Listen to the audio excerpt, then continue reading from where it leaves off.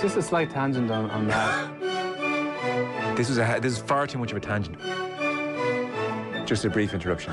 Can I also say one more thing on this? But we also need to impose some rules. Like, we can't just have 20-minute tangents over a text. Come on, that's just refusal to consider the circumstances. I'm not going to entertain that, Joe.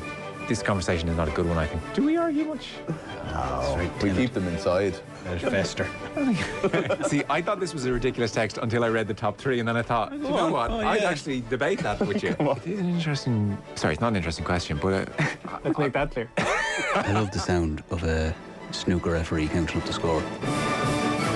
Now then, it's a slight tangent. We're very happy to be here. We're coming at you once again. Joe Molloy here. We have Arthur O'D to my left, Michael McCarthy to my left as well. Will O'Callaghan in the guest chair this evening.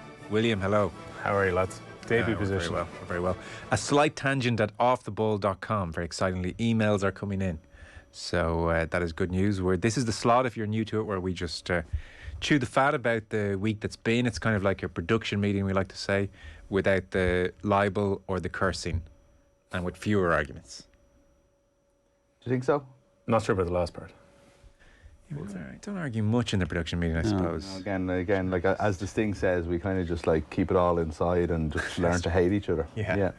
Kev, by the way, so we have a few things that we plan to touch on, but as ever, we're very live here, 53106. This is where Team Off the Ball... Look, we don't like our topics, lads. Just send us in stuff. We'll talk about any old shite. Team Off the Ball PM are just reflecting on the week that's been. That's kind of the deal here. Given that we were just talking to Colin Begley about the... now I realise much underappreciated Zach Toohey, by the way, 250 appearances in the AFL. Do you lads like AFL? Wonders Kev. I don't, if I'm being honest. Especially, I've never watched it and thought I must watch more of that. I think my interest is largely driven by watching the Irish players who are in the AFL, and that's been the case probably even back as far as Ty Kennelly. If they weren't around, I probably wouldn't sit down and naturally watch it if it was the only thing on. Yeah. But because I kind of got into a point where you would watch out for some players that you know, and particularly in Zach's case where he was recruited as international rookie at 18, it was a bit of an unusual story when he went across. He never played senior for his county, but went directly to play AFL. His story became particularly interesting, and I found myself watching a lot of Carlton, and Carlton being very frustrating when Toohey was there, and then watching a bit of Geelong when they've been good for the last 5 seasons. Some of the other Irish players like, Pierce Hanley and those type of players have been going well, and as a result, 10 or 11 o'clock on a Friday, I tend to put it on. But do you like the game? See, I don't know, not necessarily, but it can be really exciting if a game is in the balance going into the final quarter. I don't accept that argument. It's true of a lot of sports. So can 2 raindrops. Yeah. Like, a close encounter is not how you judge a game, I don't think. I like the idea of it. Sorry. I like the idea of it. A lot of sport is like that, though, isn't it? I find that with a lot of sport. Anytime it's on, I think, oh, and then within a minute I'm gone. Yeah. I tell you, there's far too many blowouts, though. The idea that you can say that about any sport, that a close game is good. It is true to a certain extent. Like I said in the news round, I find blowouts just unbearable in AFL, and there's so much of them. I don't know, I still find to this day, if I'm flicking around on a Saturday morning, mind the kids, they might be playing instead of trying to watch TV for a change, and I'm like, oh, live sport. And I might get into it again, and if it hooks me, it hooks me. I did watch a good bit of it. I was in Melbourne and watched it that year, and it was right around the time. It was the year after Ty Kennelly won, and there was a brilliant rivalry at the time between Sydney and West Coast Eagles, Perth team, right? And it was weird actually even for it to be 2 non-Melbourne teams that were dominating the game, because obviously the Melbourne and Victoria dominates in general, but it was West Coast and Sydney. They played each other 6 times in 2 years. Maybe 3 years, I'm not sure. I remember the important part of the stat, which was the aggregate score in those games, including 2 grand finals, of which they won 1 each, was 2 points. Okay. Every single game between them was like an instant classic. And honestly, when it did come down to it, it was fantastic. It was very, very enjoyable. I like Sydney because of Ty Kennelly, and would watch these games and got to know players like Barry Hall, who people will remember from the international rules, but he was a great player for Sydney. Was it Gavin? No, Gavin Coombs plays for Munster. I haven't got it at the top of my head. Too many players. Do you realise that every time you mention what sport you watch, to me, now starts with, I was minding the kids? Oh yeah, no, that's the only reason it's the only gateway. ability to watch sport at the moment. Yeah. There's Or I can't watch sport because I can't put them to bed in time, like when NFL on Sundays. a mail in from Colin Kieran. He heard me last night mention a slight tangent coming up today, and so he got in touch. He said, and again, this is a perfect email for this slot because this would never get it read out anywhere else. I don't know if that's a big Sorry, endorsement. that sounds damning. Just finished a book called The Obstacle is the Way by Ryan Holiday. Anyone? No. Its main theme is of the practice of Stoicism as an operating system. Having read it, I'm convinced that the Dubs have been studying and practicing it. I thought of Cluxton and Jim Gavin so many times during it. There are so many NFL teams referenced in it, and how they have applied it might be an interesting thing to research for off the book. Well, it was interesting. So, doing a touch of digging, Jim Gavin was talking to Ryan Tubridy about Stoicism. So you're probably right here, Colin. What Jim Gavin said, and look, Stoicism is a broad church, but he said his sense of Stoicism is that it's all about controlling the things you can control. The Stoics say it's not things that make us angry, it's our judgment of things. So you learn to focus only on useful emotions and let others go. So there you go. Jim Gavin, definitely a Stoicism man, I would think. What books or sports, or what sports books or philosophical books do sports people quote the most? I feel that Man in the Arena gets... that's something about that. Essentially, that sportsman thing is like, you can't talk about me, you've not been there, you don't know what it's like. Is it from Roosevelt? Is it from something... How does nobody know? No, I don't know. Come on. I don't know what you're Is talking that the one that's incorrectly, I think, attributed to Roosevelt? Well, I don't know who. I don't. It just gets constantly used. Man in the Arena. I don't know the ins and outs of it. So what's the point if you haven't done it? You That's can't essentially judge. it. Like about that this okay. is all the valor for the. Is that a book? No, I think it's like a poem or something. No, it's a quote that Oh, you is that definitely sort see of on like things. Benjamin Franklin failed to prepare to fail kind of thing? Yeah, Theodore Roosevelt. It's quite long. Okay. Yeah. I don't know, Matt. Rory McIlroy was big on the subtle art of not giving a F. What's that? Is that a Do you book? know, that's like No. oh well that's been like the best-selling self-help book of the last 18 months, 2 years. It's not bad, as these things go. I've never read a self-help book, I have No, to me say. neither. Have you not? No. The one that jumps to mind, and I'm not even sure if it's self-help, I can't remember what it is, but I remember you did an interview with the author, was The Inner Game of Tennis. Oh yeah. Do you remember that? It Yeah. was Galway, wasn't that your man's name? I have it.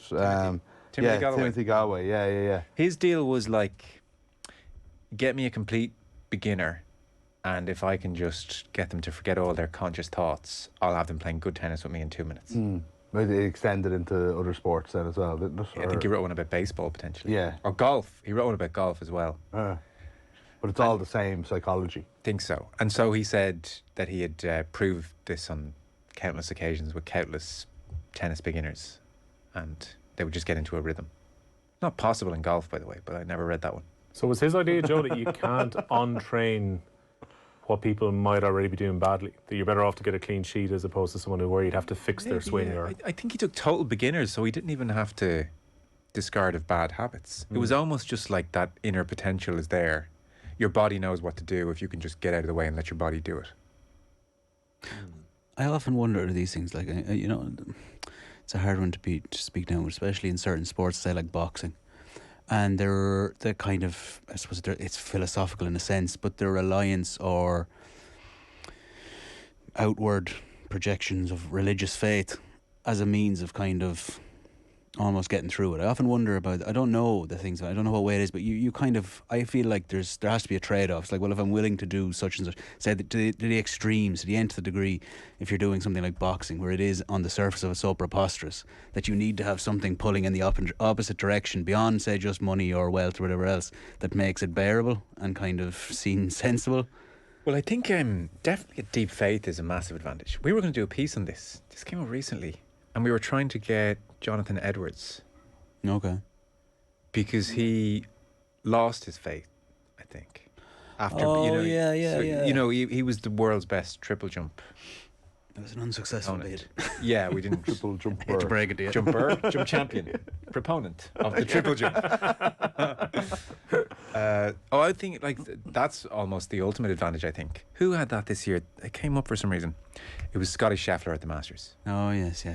So Scotty spent 4 days walking around Augusta, and over every shot he basically was able to say to himself, well, it's out of my hands, it's God's plan. There's no pressure on me, nothing I can do. And I've got to think that's one of the great assets. I would think when Katie Taylor fights with religion on her side and the comfort it gives you, that must be a lovely thing. It's an interesting idea of kind of, in a way, abdicating the responsibility for your own performance by saying that you're a part of something that's a lot bigger that you can't control. Yeah, that was Scheffler's. That was the lovely balm that was covering his 4 rounds, which is the opposite of what some athletes would think their philosophy would be, which would be that you are the ultimate arbiter of your own fate. Jim Gavin, control the controllables. Yeah. I mean, there's something, I don't know how you guys feel about this, but there's not some kind of strange about the idea that you can almost say that it's about God's plan as opposed to what you can change yourself. It's like you're taking away your glory. To an extent. But that is the humility that's needed for, possibly. But I don't know. I feel like that. I'm surprised that it would lead to high performance, because it ultimately is like, look, it's up to God. If I didn't win, it's not really. Oh, they don't think that way though, isn't it? It's not that they don't think that way, but I'm just surprised that ultimately that isn't that last edge of like, this is down to me. I'm the only one who can step up to this level. Maybe humanity can only take so much. I think it just takes the pressure off. Yeah. There's only so much you can burden yourself with. Yeah. Because what if you do fail and you are just holding yourself responsible? Yeah. And you're like, oh, what now? Yeah. When did you think Scotty Scheffler was going around all that way until he got onto the 18th and he nearly 4-putted from a yard and a half, or from 10 feet? Why have you forsaken? I know, but it was like, can you imagine? Also, this thing is like, I'm not religious, right? But if I was, I think I would value that relationship too much to the relationship with God, obviously. Yeah. To risk it severing because he didn't pick me to win a sporting event. I think more their attitude is, well, it wasn't in God's plan for me. Yeah. Therefore, I need not mourn this, and yeah, okay. There's a bigger picture here. I have total faith in. I definitely do take bigger your picture. comfort point. Yeah. I think there's something to that without a doubt. I just wonder how it is hard to put yourself in the shoes of someone with faith though as well. I think in trying to understand how that mentality would work when you don't possess it yourself. I think. I do remember as a kid even thinking, well, like, how can God favour me over my opponent? But you're deep. Well, it's not that right there. not that profound a thought, is it? It's possible to be remarkably cynical about it, though. The idea that everyone who wins the Super Bowl, God was on their side when they're making their speech afterwards. You're And thinking, Oscar winner. Yeah, and you're like, the guy over there was probably praying just as hard as you. No. How does he decide? You were chatting Matthew Reynal, Australia, New Zealand, his bad decision last night in Monday Night Rugby. This is a good question. What is the worst refereeing decision in history? Now, I think we exclude Italian match fixing and all that kind of stuff. Not willful bad decision, but actually the worst. Henri handball, it's up there. It has to be. Yeah. I mean, he handled the ball twice. I'd argue he didn't make a decision though. Well, that is a bad decision, though. His decision is to. Yeah, I know what you mean. He didn't see it. Well, let's take the semantics out of it and just say that it's like we call a refereeing decision a refereeing call. Moment. Yeah, the officials not seeing it and the non-decision was the mistake. You get bonus points for, like, what made the Reynal one so glaring is that it decided the match. Yeah. It wasn't like, oh my God, that was a shocking decision in the second minute and had no bearing on Was it a bad decision? Well, sorry, maybe it wasn't. But let's assume for a Controversial second. Except the premise. Like Keith Wood said it was, Rory O'Connor said it wasn't. You know. Well, this texter is saying, what's the worst refereeing decision in history? Yeah, so he probably thinks.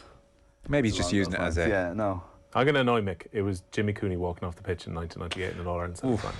I think that feels harsh now. See, that doesn't annoy me because it You're past it. backs up the fact that Clare would have won the All-Ireland if it didn't happen. But it was potentially an All-Ireland deciding moment where Clare had the wind in their sails. They were about to win an All-Ireland semi-final. I'm mature enough to admit that right now. The ramifications were obviously Easy to say that great, with Liam McCarthy. but I don't know. A terrible decision The feels scale harsh. of the mistake as well. No, the scale was huge. The ramifications were huge, but it's just a mistake. So again, if we're getting caught up in decisions, I see what you mean. There's almost two levels. There's what was the massive ramification of the mistake? Because they're all mistakes, bad calls, whatever. And then maybe in the Reynal situation, it's like he made a decision here to, put his foot down. And let's face it, I think there's a huge conversation that we could have about the epidemic of time wasting in sport and how I would love government. I feel it can be wiped out. I can feel it can be wiped out in a season in football, for example, if they just tried to. And they don't, right? They don't care. You go on And punishments or stop clocks? The end of games.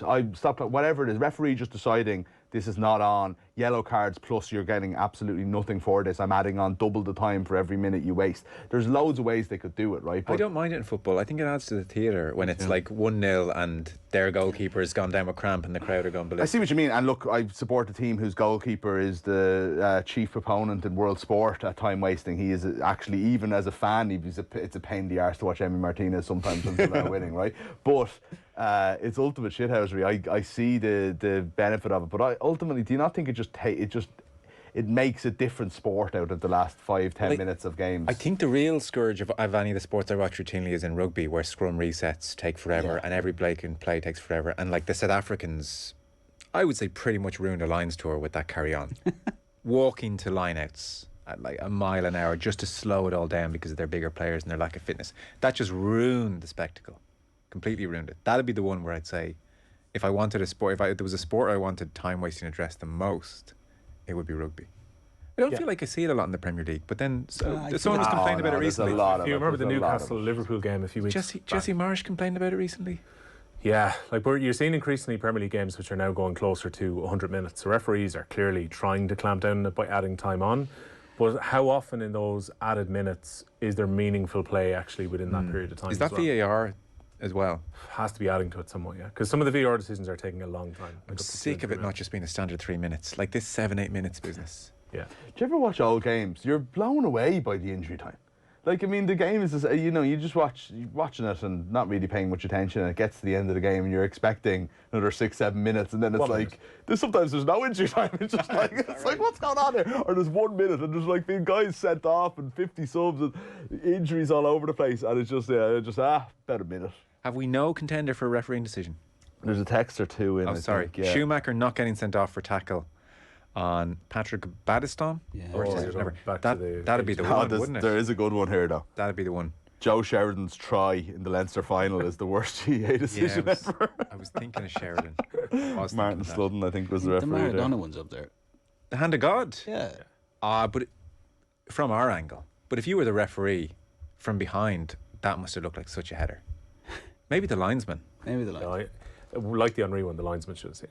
Yeah. Although the linesman, to be fair, in the Henry one was on the wrong side of all the bodies. I think McShane might have been in his way, but yeah. So I kind of give them a bit of a pass on that one. I'm trying to think of ones that were worse. Joe Sheridan has to be up there, yeah. You'd love to have been able to, just to, by some kind of magic, be in the referee's head for the Maradona hand of God, just to see what it looked like. If you were a referee, be honest about this, because I often think it's like, I remember one time like playing hurling, like really, really young underage, and like it was one of those things where the ball kind of got stuck under me and I was surrounded by about 5 or 6 players, and I kind of had a look and I knew the referee wasn't anywhere close, so I just picked the ball up. Yeah. And everybody went, and he gave the free, and I went, there's no way you saw that. This is the idiocy of a 10-year-old who thinks he's smart, Yeah. But like I was like, that's always so. If you're the referee for that game, quarterfinal in 1986, and Maradona goes in, you think, Jesus, great header. Yeah. Goal, point to this spot. And He's Peter having a hell of a Shilton, game, this every guy. England player run at you at 100 miles an hour. Or, it's even more glaring example in Paris. The Irish players went after referee. that. I would think, like, hold on a second. Yeah. Now obviously VAR takes all this stuff out of the equation now, but surely by the reaction of 7 people at the exact same time. There was something so instinctive about all the Irish players with their hands up that it must. Who was it? Like Gavin was running out, holding his hand out at the referee like this? I was at that game actually. There you. I was there with my brother, and I was looking right down on it, and. Did you miss it? No, I saw it so perfectly. Oh, did you? Because hardly anyone at the stadium knew. Because it's such a great view looking down, to the point where, like, my brother went, "Oh no," and I said, "Don't worry, it's handball." I was like looking at all these French people around us celebrating, and then it dawned on me it wasn't going to happen, and I was almost bemused. I wasn't like upset, but I remember saying, "You're going to think I'm being biased or something. You're not going to believe this when you see this handball." Do you think that the Thierry Henry villainisation was, obviously for just handling the ball and creating a goal and sending your team to the World Cup, it was ridiculous. But do you think it was over the top, or do you think it was because he was sitting there with Richard Dunn after the match and in a kind of a shit happens, I feel sorry for you, Richard, when you're the villain here, buddy? The Richard Dunn thing Copper fastened it for me. It was hard to come back from that from Henry. And Henry You can't have it both remains ways. one of my favourite ever footballers. You can't have it both ways. You can't be the It good was guy. never the same after that. You can't be the good guy consoling Richard when you're the guy who handballed.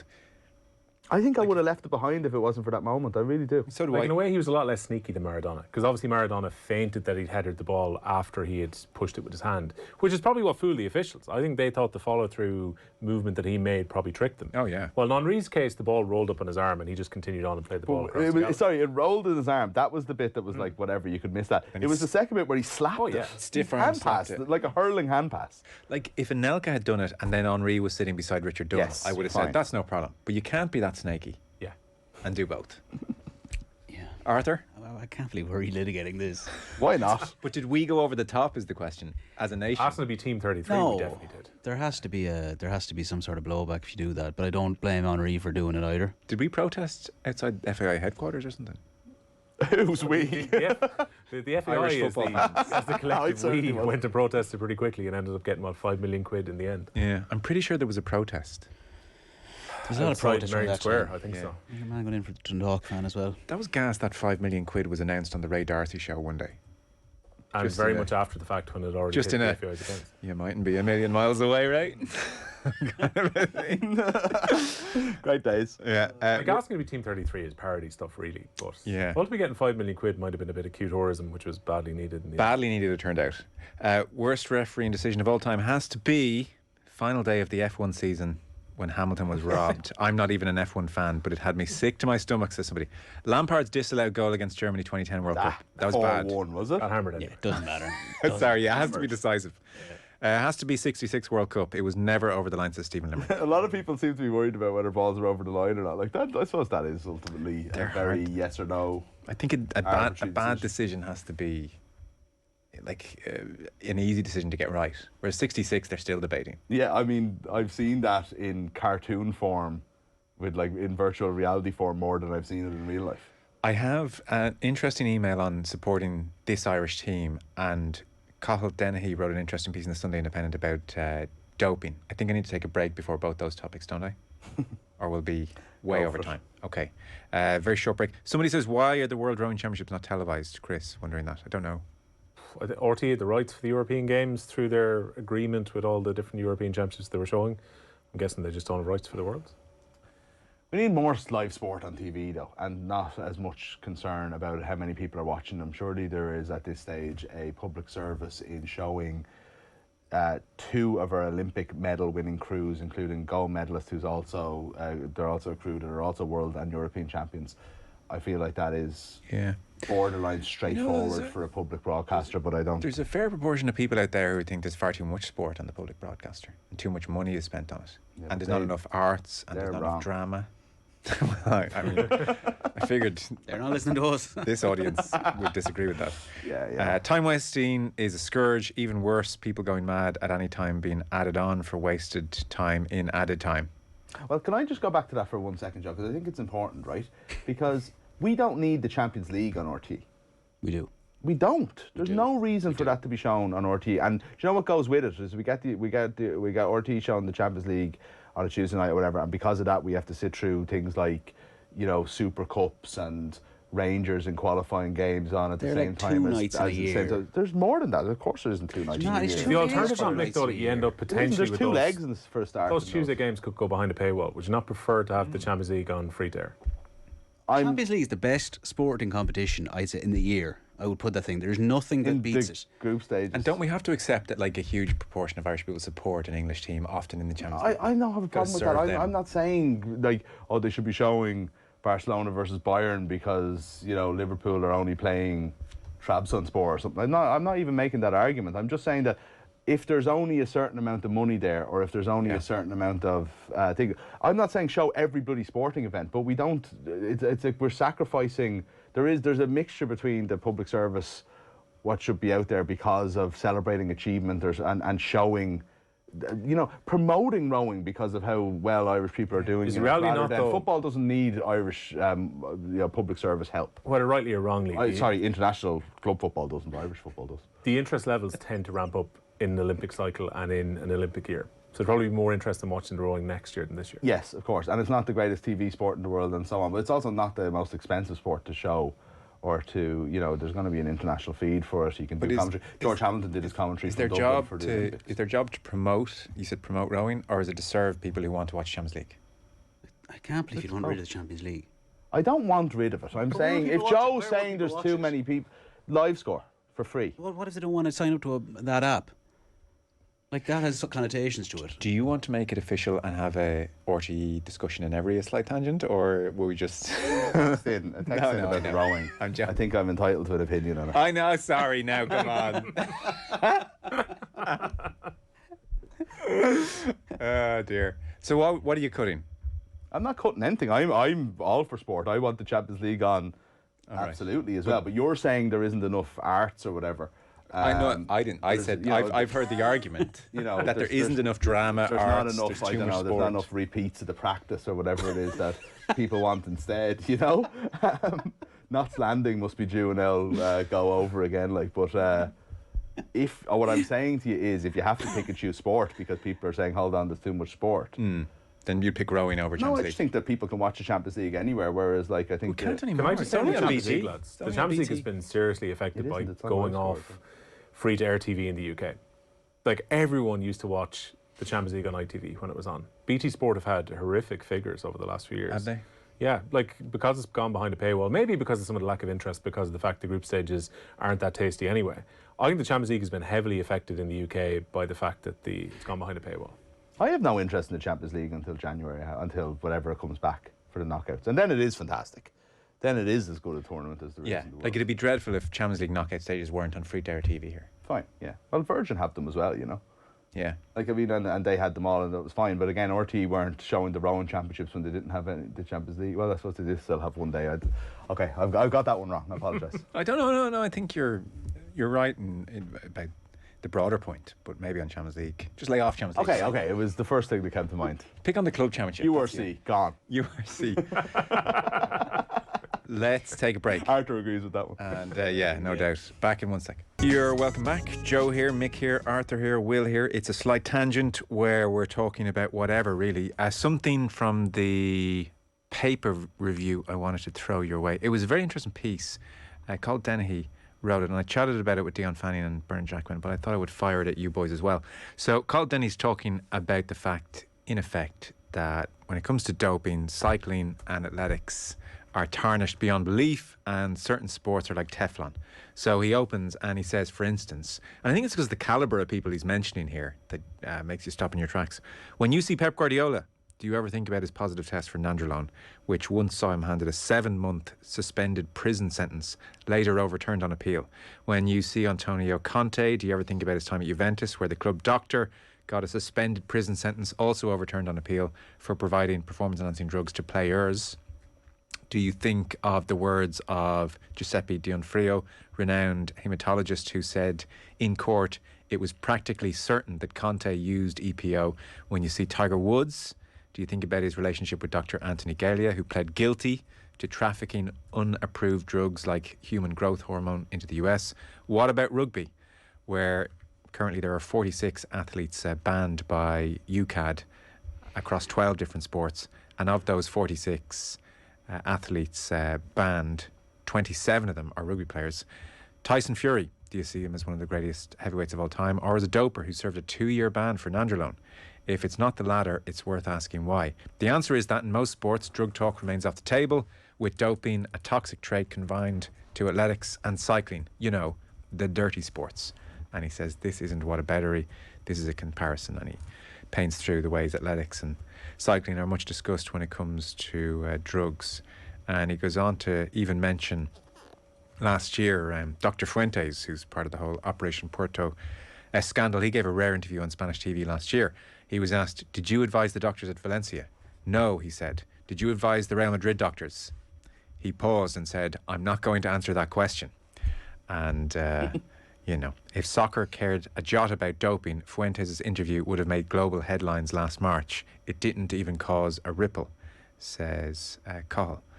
And he finishes up by saying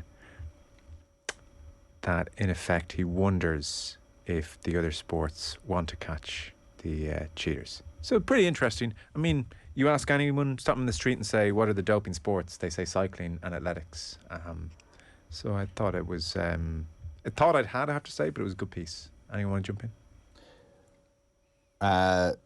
Can't be logically true, I would say, is the thing that, you know, that jumps out at me, and that, like, you know, this idea that cycling, athletics and maybe swimming are riddled and everything else is clean as a whistle, and there's the odd bad actor that gets caught and we know about it. But I do think there's a willful blindness, but at the same time, yeah, look, for me what jumps out at what he's saying is not that I think that football, rugby, or the team sports that we say maybe that we don't focus on a lot are like riddled with drugs or anything like that. It's more that we do have a certain different attitude towards some of the people named in that. They're not exactly like persona non grata, not necessarily even. So maybe in cycling and athletics, our criticism of them sometimes is that these people are welcome back.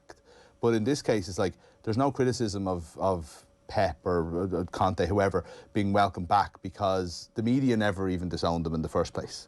So you know, there's when it's cycling, it's like, you know, this cabal and these people are, you know, in it together and they don't care about, you know, and they're all, you know, they're all part of the problem because they're not calling out these guys. But in football, nobody does, and that's just football as an example. So that's what jumps out to me. It's like it's a really fair point. It's one I wonder how much the world wants to get into at the moment. You know, I don't know if... I think a lot of supporters are willingly want to accept the fact that doping began and ended with Lance Armstrong and the Russian Olympic team. And they were, you know, at the height of doping, and therefore I'll be sceptical about cycling, I'll be sceptical about athletics forevermore. And if somebody misses a test in an individual sport, or particularly in those two sports, there's almost like an automatic assumption of guilt. While in other sports, there seems to be this belief that you're more willing to tolerate it or perhaps ignore it to a certain extent. I mean, you think about particularly in those individual sports, like because of the way that anti-doping controls have been put in place, and then you realise, say you watch something like, I don't know, say you watch Icarus, and you realise that at the top end of athletics, you've got people who are doping are getting doctors to help them at the very, very highest level. We would be naive to think that other sports who've got huge financial sums of money, even above those sports, would not be looking to get some kind of advantage along the way. Particularly we're in team sports, you are tested naturally a lot less than individual athletes. I'm always surprised with, say it's going on at a like systematic level, and I'm amazed that say it was systematic in the Premier League. I'm kind of amazed there's no whistleblower. A lot of disaffected people in team sports who didn't get the contracts they thought they deserved and might want a touch of revenge, or ethically might think in hindsight now that they're in their 30s or 40s, my God, it's crazy what went on. I'm just amazed there hasn't been one if it was going on. We know what happens, whistleblowers though. Yeah, but there still are whistleblowers. Exist, yeah, and there's a lot more people in team sports. So you added, like, not even just disaffected people, but just by sheer numbers.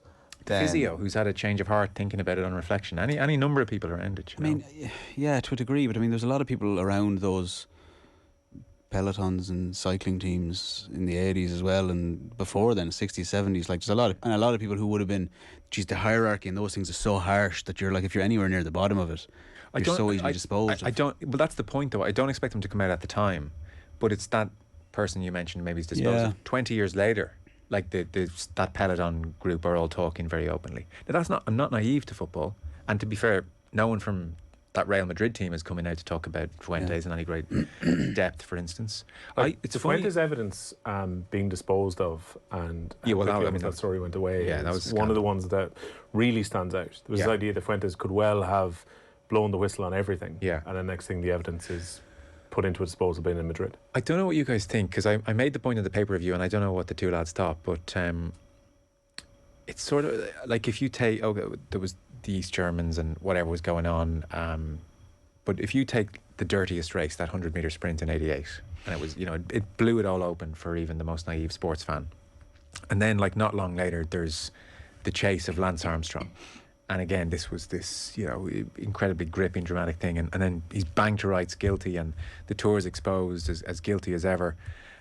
I don't know, the last decade's been interesting. I think, unlike, say, 40, 30 years ago, 25 years ago, I don't think anybody watching sport is naive anymore.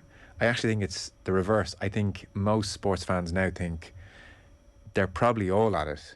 And actually, if we thought, oh, when Lance was bust or when various people were bust, that was going to, you know, mark the end of doping, people have now realised it's just going to continue and it'll be more advanced. And I'm not going to get that exercised about it. That's my read on a lot of sports fans. Akin to, I used the example in NFL where somebody's suspended for taking an illegal drug, and you know it's listed as missing in action along with Arthur, who's damaged his knee, and Mick, who's done his ankle. Joe's been done for HGH. He'll be back in 6 weeks. Again. But that's what is happening in the NFL. So at the moment, DeAndre Hopkins would be one of the top 5 or 6 wide receivers in the NFL. Really, really important, big player. Has been probably slightly past his prime, right? Yeah. He is currently serving a 6-match PD ban. Right, it is. I listened, as I do, kind of like, you know, this time of year, early in the season, for the last month and a half, previews, division previews, really in-depth NFL stuff, and the way his team, the Arizona Cardinals, are being talked about is like, you know, they don't have Hopkins for the first 6 weeks, or you know, and then like Hopkins is back. It's 100%. It's not. We have a drug treated problem. like an injury. Yeah. It's without a doubt, it's been treated like an injury. He'll be back week 7, and there won't be shame on his name. There won't be any comment whatsoever. Now that wasn't always the case. Right. But it's gradually got like that because it's so prevalent. And they've just decided to stop caring. I don't hear any media criticism. Yeah. Now there's a few little caveats there in, for example, the deal that the Players Union have with the NFL in terms of drug banning is the Players Union have a lot of say in all of the way these things work, and one of them is that you don't announce what the person is guilty for. So these people go on interviews and say, oh, I took a Lemsip, or, you know, there's usually...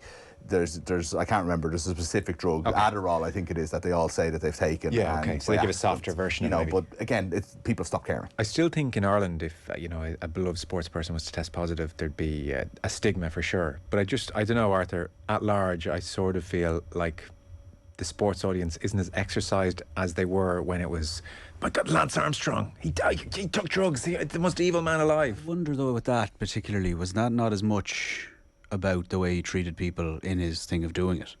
Yeah, well, to be fair, he was the perfect villain. Like, he was very dynamic. No, he would prompt an emotional response, for sure. I think you're spot on with the thing in Ireland. Like, I know you're not going to verge into it, but like there are... We won't verge into it. Yeah. But do you think, at large, do you think people are as exercised by just the thought of doping happening at top-level sport? No, probably not. Probably, again, if it was dependent on... If you had a certain... because a lot of it depends on what happens in the after effect, insofar as like the punishment. So if, say, for whatever, if X huge sports person is found guilty and then they have a huge detrimental thing where, you know, titles, whatever else, are retrospectively taken from them. Yeah, that I think becomes a bigger... It's very damaging to the sport. Yeah, exactly. Yeah. But if the sport says, well, there's a 2-month ban, then it's like, well, we're not going to get worried. Team sport is so tribal as well. I think people don't want it on their doorstep, and they won't ultimately give up their teams. And I don't know, I just find it amazing that, again, sorry, I don't mean to, I understand your question, and I agree with you. I don't think there's as much interest there, but I think we also haven't had a big juicy doping scandal in a while. True. And I think if that came back around, I think people would be interested. But just on a separate point, it's like how the organisations in contact/combat sports seem to be in some ways the most lax about it, when it is the most crucial that it's tackled. You know, like MMA, boxing, NFL, we're just talking about it here, you know, and obviously rugby. The safety issue. It's like, my God, these are the things that, like, whatever, like, do we all ultimately care what somebody's taking if they're cycling a bike up a mountain? Yeah, you know what I mean? It's danger for them, but you're not hurting anybody else directly. It is kind of strange. You think people like Canelo, Fury, Brock Lesnar in MMA, like Lesnar basically served his drug ban, went off and wrestled for a little while, and then came back in, got tested again, and fought for a world title. And barely missed what it would have been. Like, he barely missed the fight window. Yeah, you're only fighting once or twice a year anyway. And it's no blemish on the record whatsoever. Nobody speaks about when Canelo was fighting Triple G last weekend. No, Canelo, that was it. When Canelo got banned, there was hold on, like, Jesus, this guy. And he's come back, and look, I mean, he is the class pound-for-pound fighter in the world.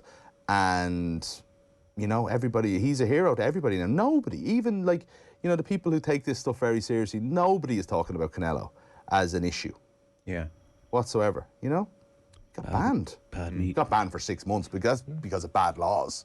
Yeah. You know, he should have been banned for more. Bad meat. Bad meat. Yeah. He was a banned meat. He was a contaminated meat merchant, was he? I think that was. I think so. Yeah. Contaminated. Bad meat burrito, I merchant. think he Sounds like a claimed. good band name. I guess the kind of personification of the dystopian future for it all is our current attitude to the 100 metres final that people would have, which is massive scepticism, and sure, I'll watch it anyway. Like that is the real nadir for sport. But it's nowhere near the same popularity as it had in the past. Do you not think?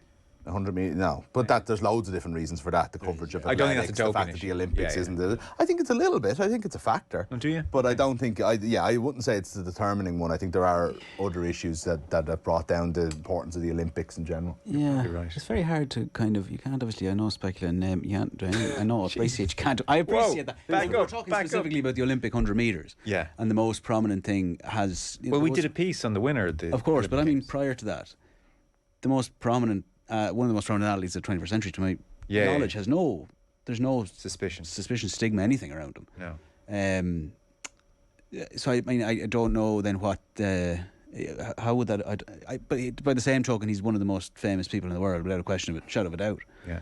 I just mean in terms of the coverage. Like, I don't know if it's not. I'm kind of wondering if it has descended or in importance. There might be, and I think, is this ultimately I haven't read the piece, but is this ultimately Cottle's point in his piece? Is like athletics get a bad rap because ultimately there is an issue, and some people have been done, and maybe at some times in history are worse than others, but you know, ultimately we focus on a lot of, you know, runners and just assume, like there was assumptions made about somebody very, very recently based on nothing, I would say, you know, and I find that stuff very uncomfortable because, you know, if there's breadcrumbs there and it can't be proven, I do understand an issue, but when there's none at all and you're just making assumptions because you want to assume, you know, you're just like looking at someone, oh, someone got a little bit fat, they've run a personal best at a world championships or, you know, at a European championships. Wow. And often that's without taking into account the fact that equipment has improved speeds for athletes over the last 2 years. Because the new shoes they're wearing,